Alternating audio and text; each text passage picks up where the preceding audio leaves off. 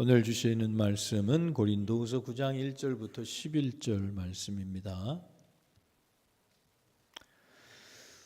성도를 섬기는 일에 대하여는 내가 너희에게 쓸 필요가 없나니 이는 내가 너희의 원함을 알미라. 내가 너희를 위하여 마게도냐인들에게 아가야에서는 1년 전부터 준비하였다는 것을 자랑하였는데 과연 너희의 열심이 퍽 많은 사람들을 분발하게 하였느니라.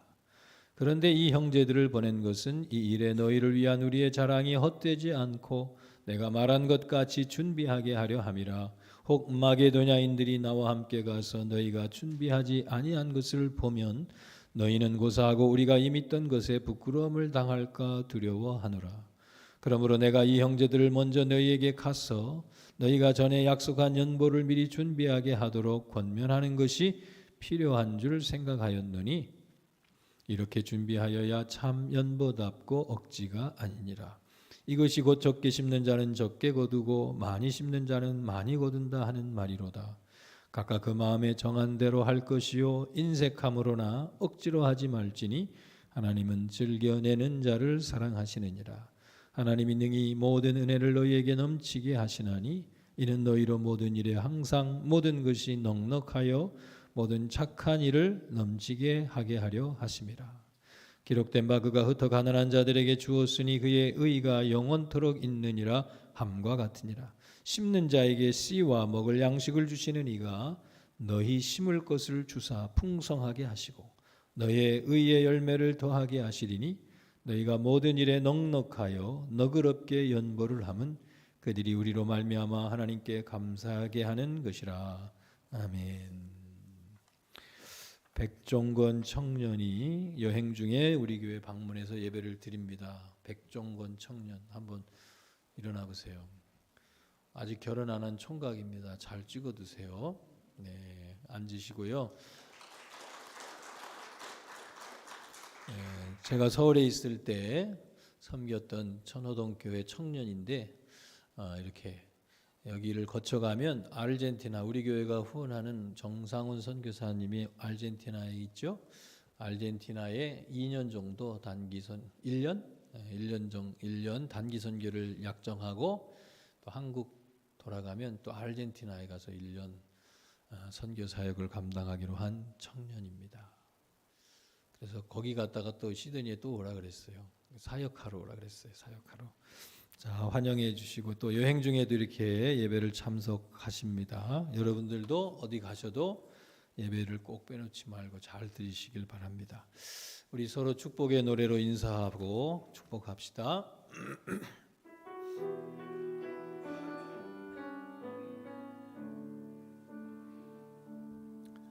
너는 그리스도의 향기라. 너는 그리스도의 편지라. 하나님 앞에서 그리스도의 향기니 너를 통해 생명이 흘러가리.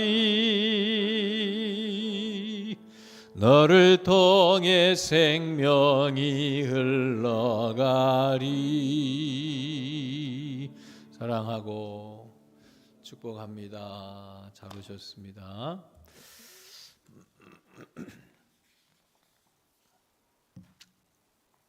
오늘 말씀의 제목은 풍성한 연보입니다.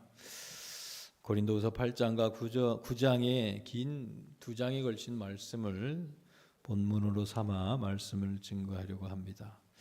오늘 본문은 연보에 대한 지침을 제시하고 있습니다. 이미 우리가 고린도전서부터 쭉 봐왔기 때문에 고린도전서 16장 마지막 장을 보면서 거기에 연보에 대한 언급이 있었기 때문에 연보에 대한 말씀의 원리들을 우리가 그때도 봤습니다. 그래서 같은 주제가 다시 되풀이되기 때문에 이 부분을 건너뛰어 다음 본문으로 설교를 할까 하다가 제가 일부러 본문을 뽑아가며 설교하는 것도 아니고 또 성경 자체도 같은 주제에 대한 말이 반복되고 있고 성경의 저자 계시자인 하나님께서 반복을 통해 뭔가 강조하고 싶은 것이 있으니까 성경이 똑같은 주제에 똑같은 말씀이 반복되는 것도 다 이유가 있을 것이다 라고 생각하면서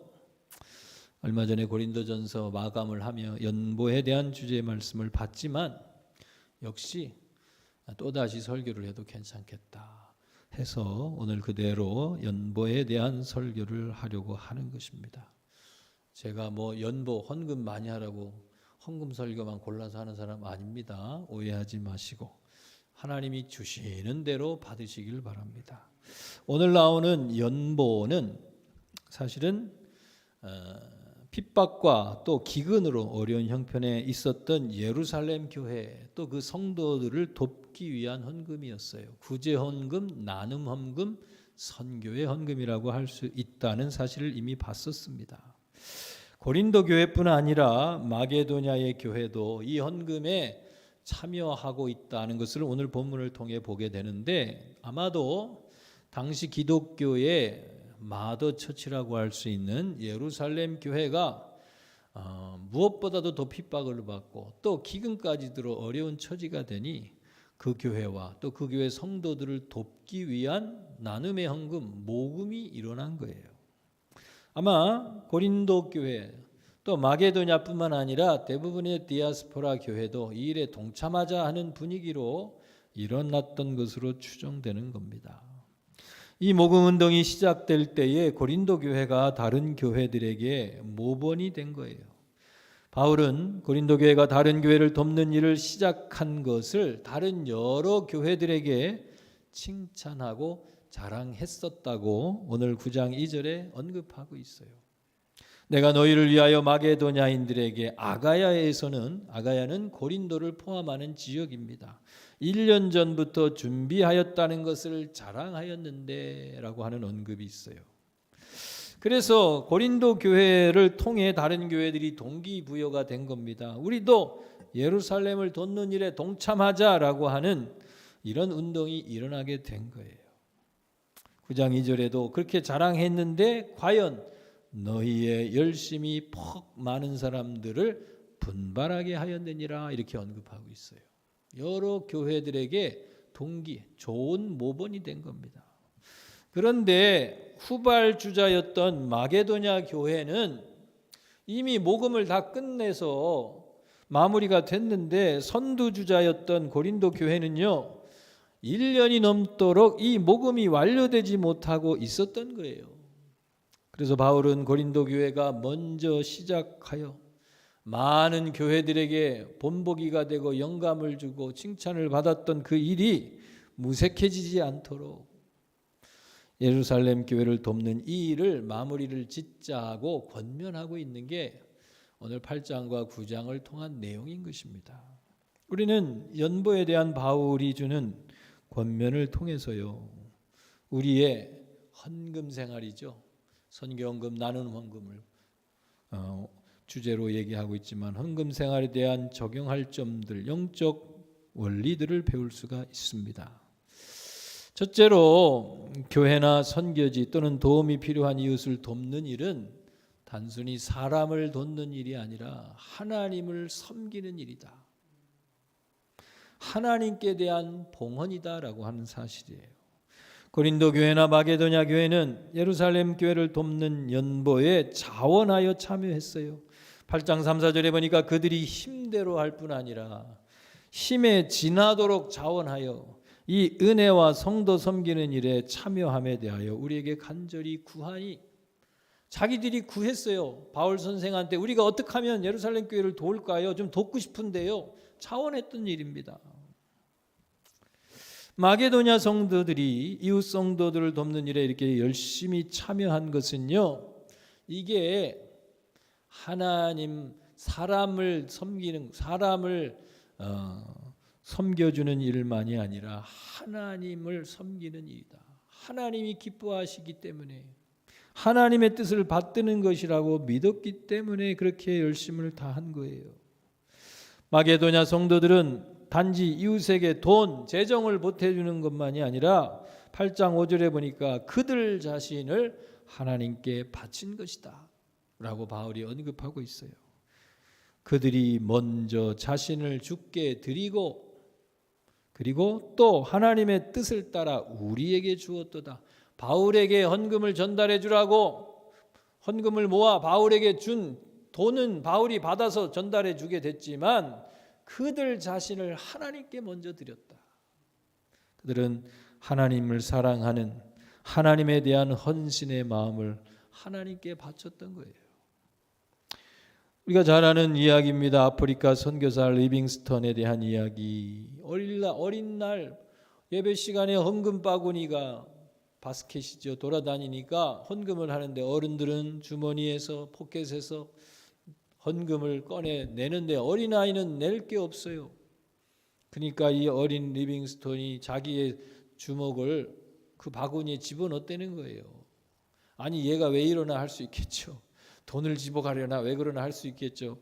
왜 그랬니? 그랬더니 나는 주님께 드릴 게 없지만 나는 나를 주님께 드리겠어요. 그 어린이가 나중에 아프리카 선교를 감당하는 선교사가 된 거예요. 하나님께 바치는 헌금은 그저 돈만을 드리는 게 아니라 내 자신을 드리는 겁니다. 또 이웃을 돕는 나눔, 선교지를 돕는 선교 헌금, 그저 사람을 섬기는 도와주는 차원만이 아니라는 거예요. 하나님을 섬기는 것의 또 다른 표현일 뿐이다. 마게도니아 사람들이 어려운 중에도 이렇게 힘에 넘치도록 최선을 다해 기쁨으로 풍성하게 이런 말들이 반복됩니다. 연보에 참여한 것은 그만큼 하나님에 대한 사랑이 넘쳤기 때문에 그렇다는 거예요.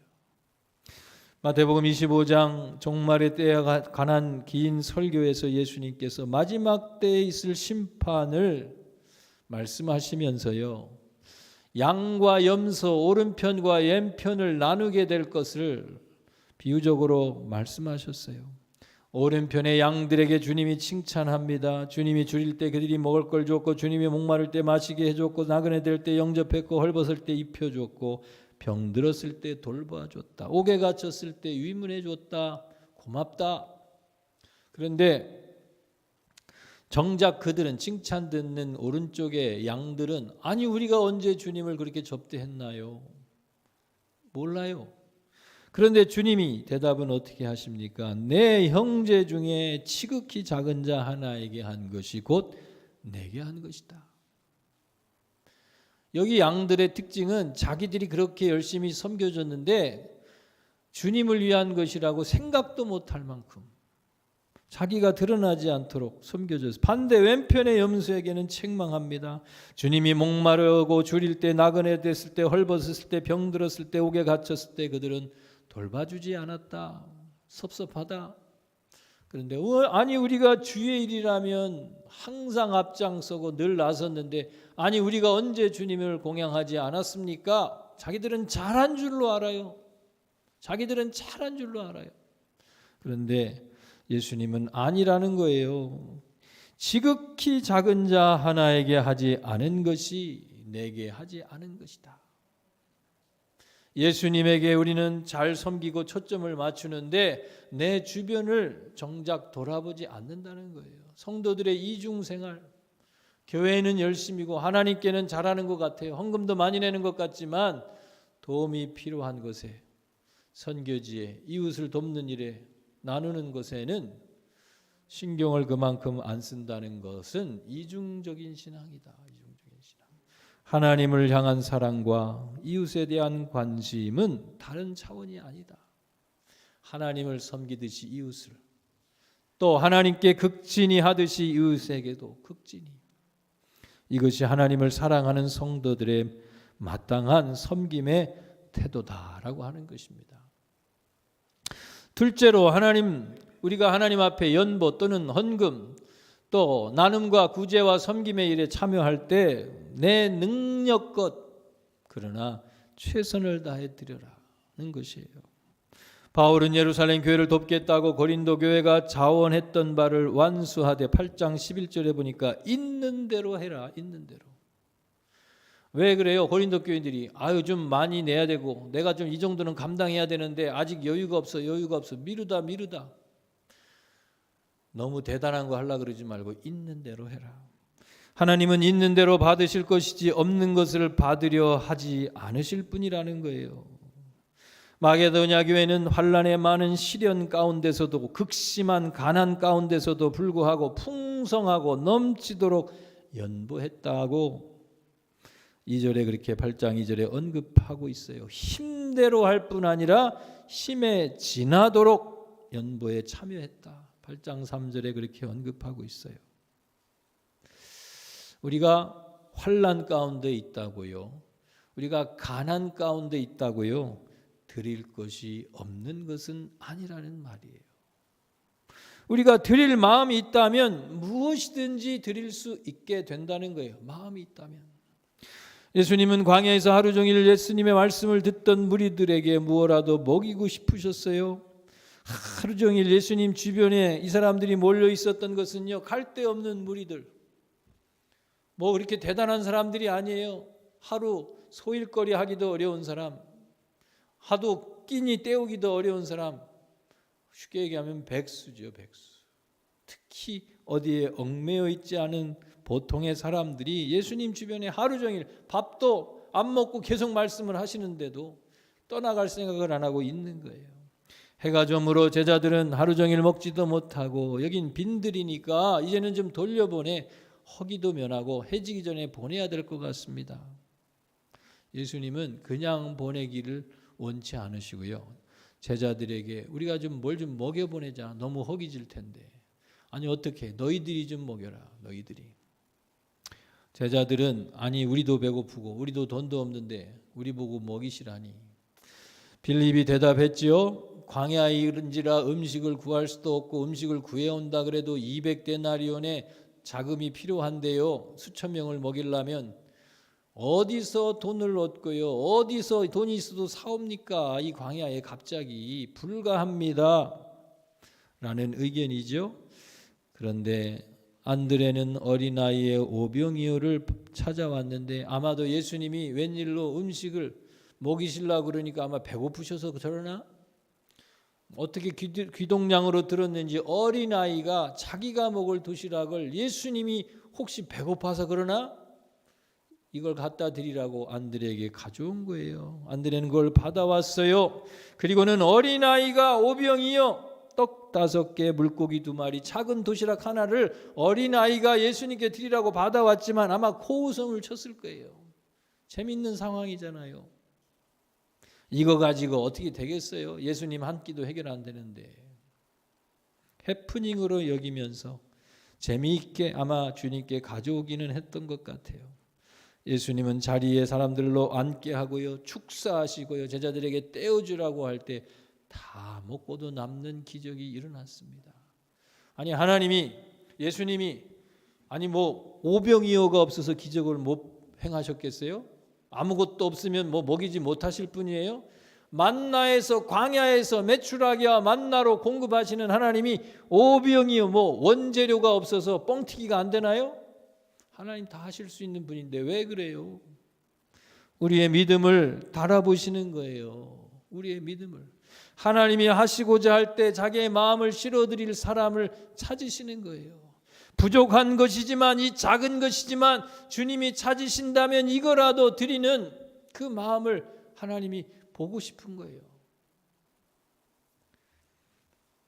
그때에 그 작은 헌신이 있는 그곳에 어린아이의 그 작은 헌신을, 아낌없고 순수하고 욕심부리지 않는 그 헌신을 보시고 하나님이 그것을 통해 무리를 먹는 기적을 만드신 겁니다. 구약 성경에 또 이런 비슷한 얘기가 있어요. 이스라엘의 가장 악한 왕이었던 아합 때에는요, 선지자 엘리야가 이 악한 왕에게 3년 동안 기근이 있을 거라 그러니까 기근이 들었어요. 왕은 엘리야를 잡으려고 들지요. 피신에서 그릿시냇가에 물이 아직 메마르지 않은 때 물은 먹고 까마귀를 통해 하나님이 음식을 공급해 주시는데 물도 말라가니까 하나님께서 시돈 땅에 과부의 집으로 가라 인도해 주셨어요.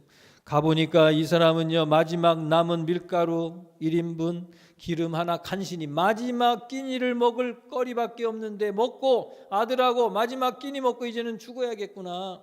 더 이상 먹을 것도 없는데 나뭇가지를 주어 음식 준비를 하려고 하는 그 과부에게 이르는 거예요. 이때에 엘리야가 야, 그거 좀 나 좀 한 조각 먹게 해주고 남은 걸로 니네 먹으면 안 되겠냐. 제정신이 아니죠, 그죠? 제정신. 생판 모르는 사람이 와갖고서는 그리고 한 끼 간신히 아들하고 먹을 가난한 사람의 한 끼를 그것 좀 나눠달라는 거예요. 그것도 자기 먼저 먹겠다는 거예요.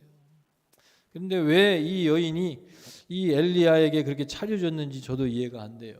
그런데 아무튼 이 여인은 엘리야에게 한 끼를 엘리야의 요청대로 만들어 접대했어요. 시골 밥상입니다. 시골 밥상. 뭐 만찬이 아니에요. 시골 밥상. 간신히 요기가 될까 말까 시골 밥상.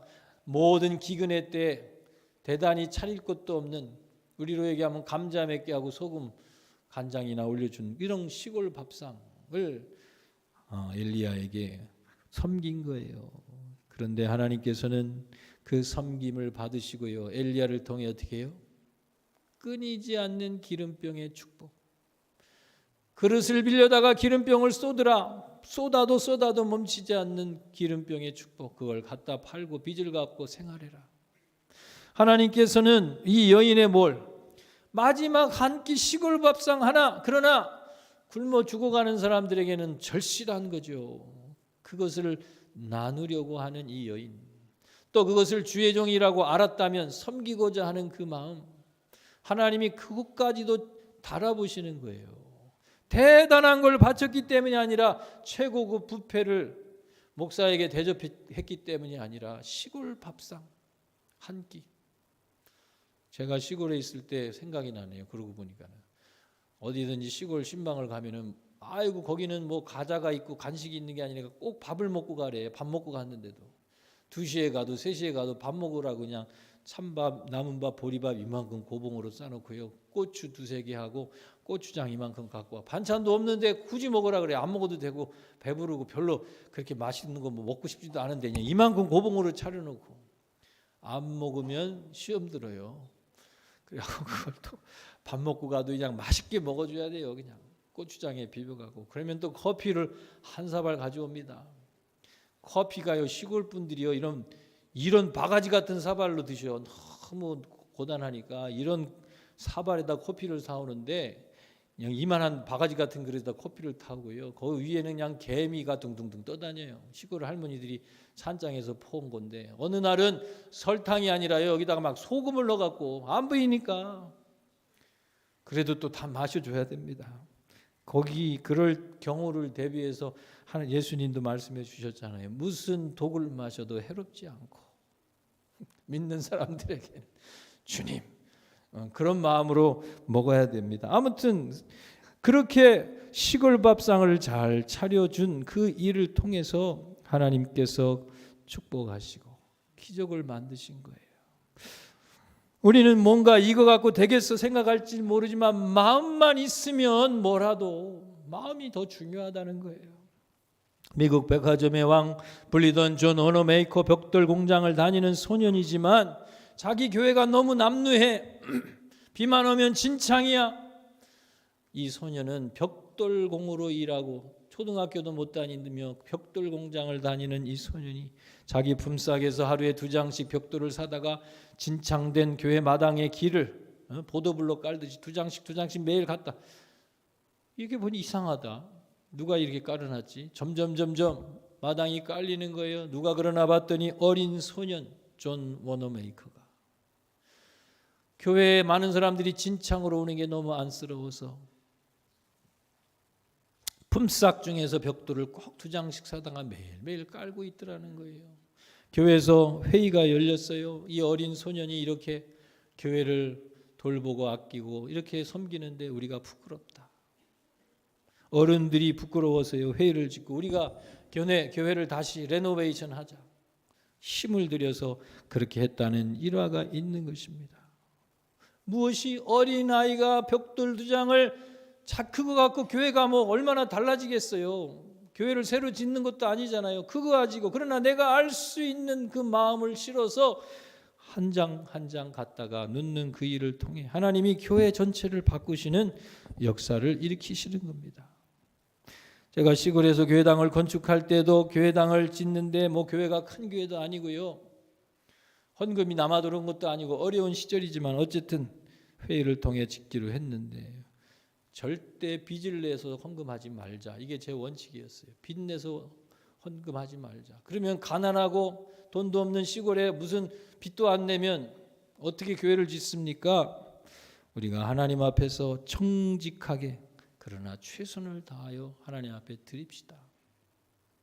나머지는 하나님께 맡기고 우리는 우리가 할 수 있는 일을 하면 돼요. 그런데 내가 아무것도 할 수 없다, 우리는 가난하다, 뭘 드리나 그러지 말고 내가 가진 걸 잘 살피세요. 내가 가진 것을 여기 이 사르밧 과부나 이 어린아이처럼 내가 가진 것 도시락 하나, 시골 밥상 하나지만 그거 부끄럽게 생각하지 말고 그러나 그게 내가 할 수 있는 최선이라면 그것부터 시작합시다. 내가 할 수 있는 것부터.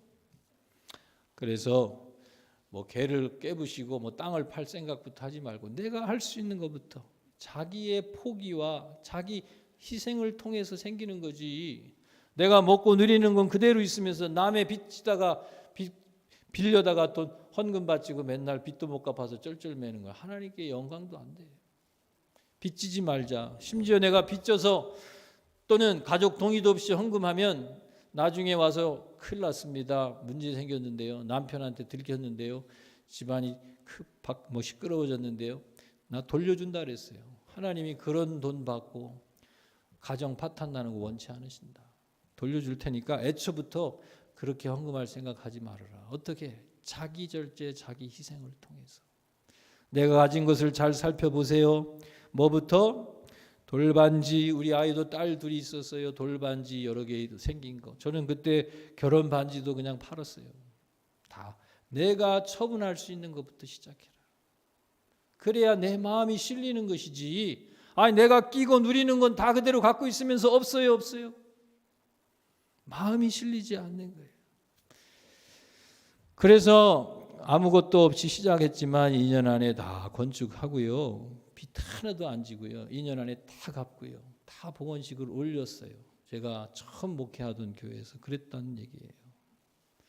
제가 가끔가다 우리 연로하신 권사님들에게 농담 삼아 얘기합니다. 아유 내가 이제 늙어와서 기름도 다 빠지고 반지가 헛돌아 자꾸 빠지고 가끔가다 빠뜨리고 제가 어차피 잃어버릴 거 걱정하지 마시고 나한테 맡기세요.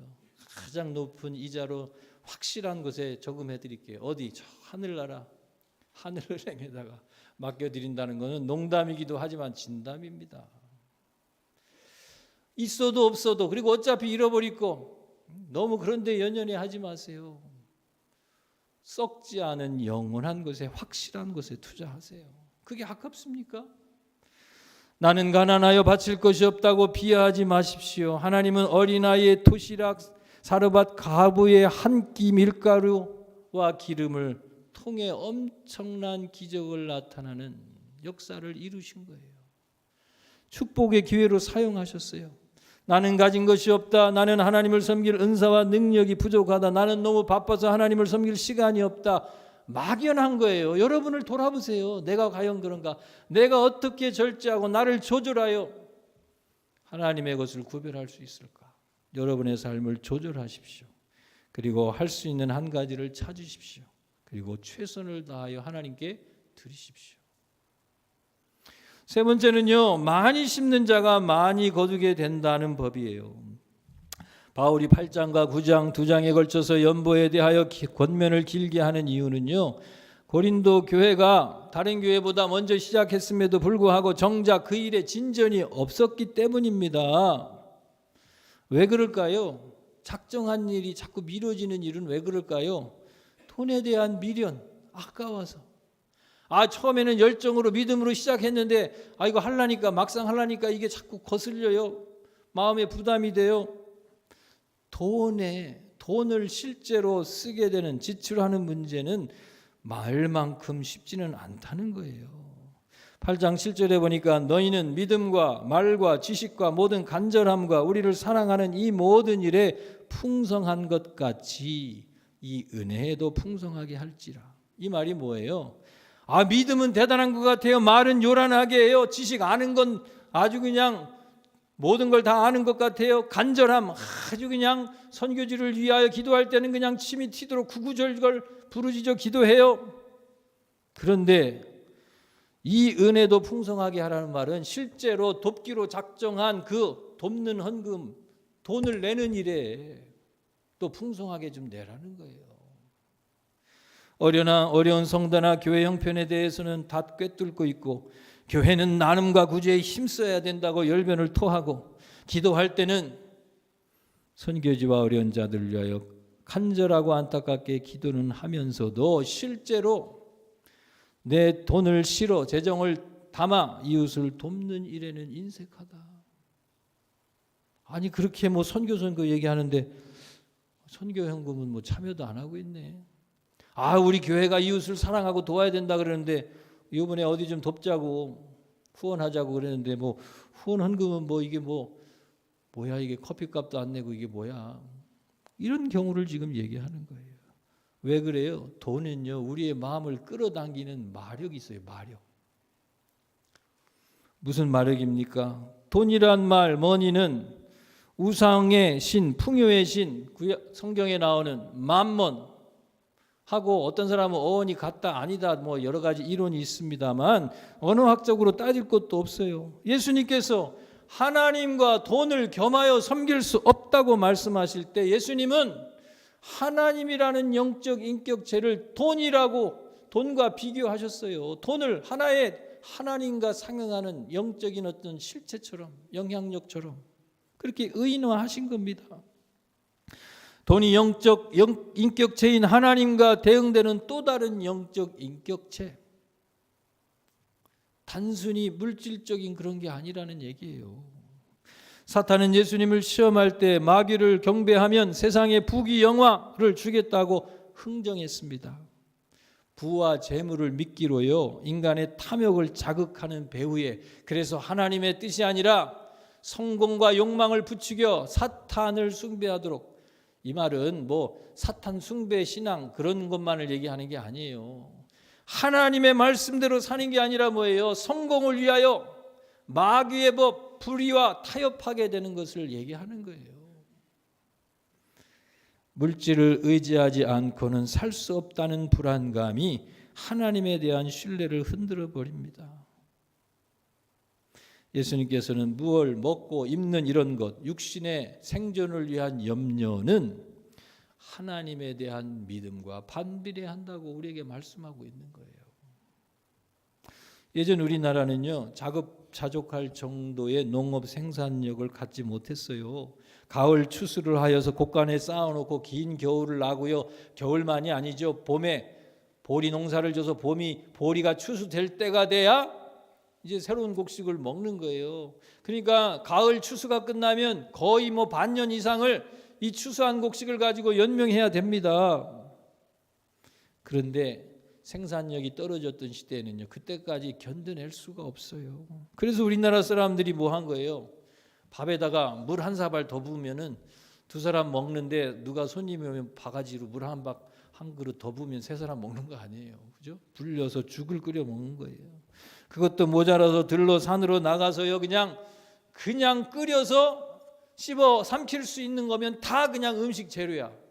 책상 다리 빼놓고는 다 먹어요, 우리나라 사람들은. 독초가 아니면 독초도 다 삶아서 2번, 3번 삶아갖고 흐들흐들해지면 물 다 빼갖고 먹었던 게 우리나라의 음식입니다. 사실은 지금은 음식 한류도 세계화돼갖고 한국 음식이 그렇게 인기가 있다 그러는데, 우리나라가 이렇게 다양한 재료, 사시사철도 있지만 그냥 책상 다리 빼놓고는 다 먹는 이 전투적 식욕 때문에 다양한 요리가 개발된 거예요. 사실은 가난으로부터 온 거죠. 아무튼 충기가 되어서 배를 골아도요, 그런데 어떻게 해요? 봄에 이 모종을 심어서요, 싹이 트면 심으려고요, 모내기 하려고 키우는 벽시들을 몇 가마니 이 종자용으로 남겨놓은 거를요, 3월, 4월 이 춘궁기가 오기 전에 어떻게 해요? 먹을 게 다 떨어지면 그거 까먹어요? 우리 아이가 운다고 그거 까먹어서 벽시 털어서 종자로 쓰려는 걸 밥을 그냥 맛있게 한 끼 해 먹을까요? 굶어도 그걸 먹으면 안 돼. 내 종자로 쓸 것을 까먹으면요, 춘궁기 때만 골게 되는 게 아니라 내년에는요 1년 내내 굶게 되는 거예요. 살 수가 없어져. 배를 골토라도 종자를 심어야 가난을 끊을 수 있게 되는 것입니다. 하나님은 오늘 말씀 9장 10절에 보니까 심는 자에게 뭘 심어요? 종자를 심는 자, 씨를 뿌리는 자, 그 심는 자에게 씨와 먹을 양식을 주신다. 종자를 아까워하지 말고요, 심어야 돼. 땅에 뿌려야 돼요. 그래야 내가 먹을 것도 생기고 그 다음에 심을 또 다른 종자도 생겨나요. 축복의 번성의 은혜가 이어진다는 거예요. 9장 10절에 심는 자에게 씨와 양식을 주시는 이가 너희 심을 것을 주사 풍성하게 하시고 너희의 의의 열매를 더하게 하시리니. 쌀밥을 먹기 어려운 시절에도요, 우리 옛날 성도님들은 어떻게 했어요? 쌀이 뭐라 그러죠? 이 쌀괴를 뭐라 그러죠? 예? 두지에서 쌀을 풀 때도요. 또는 쌀자루에서 쌀을 풀 때 옛날 성도들은 어떻게 했어요? 이 퍼내는 숟가락이든 뭐 주걱이든 그릇이든 뭐 했어요? 쌀자루 위에다가 십자가를 걷어요. 그리고 우리 식구들 2종지를 퍼내서 또는 3종지를 퍼내서 몇 식구 먹으려고 그러면 어떻게 해요? 1숟가락 2숟가락 마치 11조를 덜듯이 내가 먹는 쌀이 없어 한 끼 먹기 어려운 시절에도요, 내 식구를 먹이려고 1종지 2종지를 퍼낼 때 1숟가락 2숟가락을 구별해서 성미주원위에 담아놓고 주일마다 와서 하나님께 바쳤어요. 굶주리고 어려운 시절에도. 그게 우리 성도들의 헌신이었던 겁니다. 콜케이트 치약으로 유명한 콜케이트는요, 그 어머니가 또 어떤 할아버지가 너 바지 2주머니, 한 주머니는 하나님의 것, 한 주머니는 너 자신을 위한 것으로, 2주머니, 오른쪽 주머니는 하나님께 드릴 것을, 왼쪽 주머니는 너의 이익을 위한 것으로 그 주머니를 구분하라고 가르쳐줬어요. 이 말은 뭐예요? 원천징수하라는 거예요. 원천징수. 어린 소년이 누가 용돈을 줘서 1,000원이 생기면 100원은 하나님께 드릴 11조는 오른쪽 주머니에 넣고 나머지 900 자기가 먹고 쓸 용돈은 왼쪽 주머니에 넣으라는 거예요. 원천징수. 왜?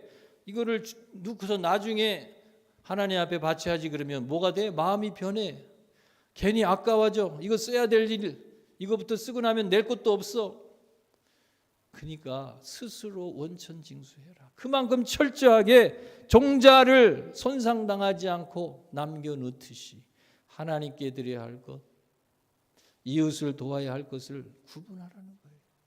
그런 정신으로 옛날 성도들은 살았던 겁니다. 원종수 권사의 얘기는 너무나 유명하지만 학생 시절, 가난한 시절, 대전에 살 때 그래도 새벽 예배를 매일 다녔대요. 아무튼 은혜를 받아서 하나님이 그냥 책장이 넘어가는 축복을 주셨다 그러잖아요. 그래서 1등으로 졸업하고 서울대도 1등으로 들어가고 유명한 의사가 됐지만, 이 사람이 이렇게 가난하게 살다가 서울로 대학에 들어가서 어떻게 아르바이트를 처음 해갖고요. 서울대 학생이니까 아르바이트. 제가 물어보니까 아르바이트 하는 대학생들이요, 강남의 어린 학생들을 지도하면 1년에 집 한 채 생긴대. 깜짝 놀랐어요.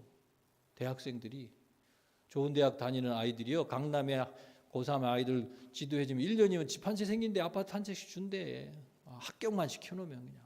야, 대단하더라고요. 아무튼 이 명문 대학생이 알바를 해갖고 한 달 잘 모았어요. 이거 우리 어머니, 가난하게 고생하시는 우리 어머니께 처음 내 수입인데 갖다 드려야지. 차를 타고 대전 내려서 가려고 보니까 어떻게 거지가 추위에 떨고 있는 거지.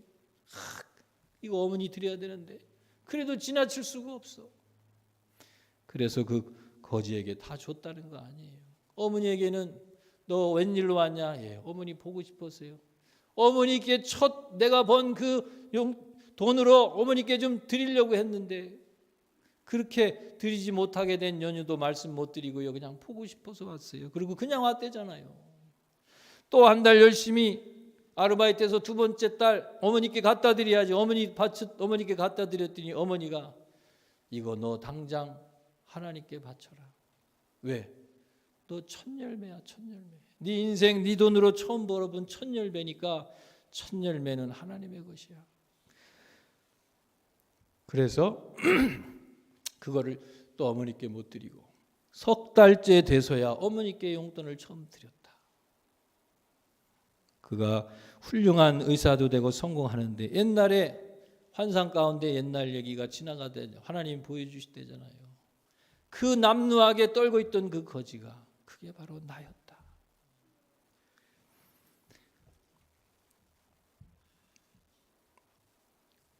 하나님께 드리고 이웃을 돕는 일에 내어주는 것은 하나님께 꾸어주는 것이다. 잠언 19장 17절에 보니까 가난한 자를 불쌍히 여기는 것은 여호와께 꾸이는 것이니 그 선행을 갚아주시리라. 또 누가복음 6장 38절에는 주라 그리하면 너희에게 줄 것이니 곧 후이되어 누르고 흔들어 넘치도록 하여 너희에게 안겨주리라. 너희의 헤아리는 그 헤아림으로 너희도 헤아림을 도로 받을 것이니라. 종자를 구별하듯이 심는 자가 거둘 것이 있고 먹을 것이 있게 되는 거예요. 하나님의 이 영적 축복의 법칙을 여러분의 삶에 잘 적용하시기를 바랍니다. 오늘의 말씀을 맺습니다. 성도의 나눔과 드림은 사람에게 주는 게 아니에요. 목사에게 주는 게 아니에요. 하나님께 드리는 겁니다. 하나님은 돈이 아니라 우리의 마음을 받으십니다. 마음이 있다면 분명 무엇인가 드릴 것이 있을 것이에요. 빚은 내지 마십시오. 그러나 최선으로 하나님 앞에 성심으로 드리십시오. 마음으로 드리셨다면 하나님은 그것이 어떤 것이든 받으실 거예요. 더 많이 주려는 자가 더 많이 누리게 되는 것, 이것이 영적 종자씨의 법칙입니다. 이것이 하나님 나라의 축복의 법칙이에요. 기도하겠습니다. 하나님 아버지, 우리 모든 성도들이 하나님 앞에 드리고 섬길수록 더 풍요로워지는 하나님의 축복의 법칙을 경험하며 살아가는 간증이 넘치는 삶이 되게 하옵소서. 물질의 노예, 마몬의 노예가 되어 묶인 자로 살지 않게 하시고 손을 폈더니 더 많은 것이 내 손에 잡히게 되는 놀라운 은혜의 비밀들을 누리는 자들이 되게 하옵소서. 예수님의 이름으로 기도